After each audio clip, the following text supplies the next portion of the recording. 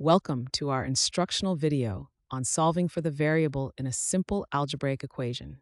Today, we will be solving the equation 6 times x minus 8 equals 10. By following a few easy steps, you will be able to find the value for x in no time. So, grab a pencil and paper and let's get started. To solve the equation 6x minus 8 equals 10, we start by isolating the term with the variable x on one side of the equation. In this case, 6x is on the left side of the equation. To isolate 6x, we need to eliminate the minus 8 from that side. To do this, we perform the opposite operation of subtraction, which is addition.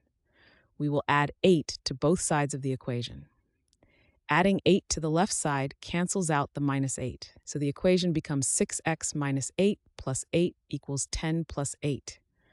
On the left side, minus 8 plus 8 equals 0. So we are left with 6x. On the right side, 10 plus 8 equals 18.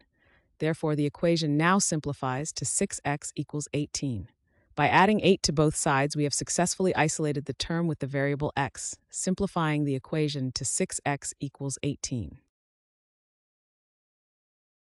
Next, we need to solve for the variable x by isolating it completely.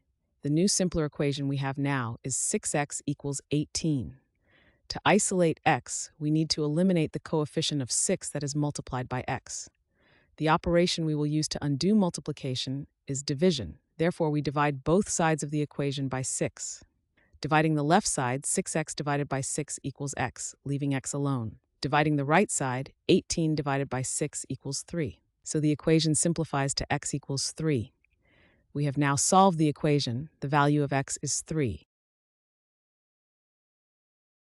Thanks for watching. I hope this video has helped, and if it did, please drop me a like.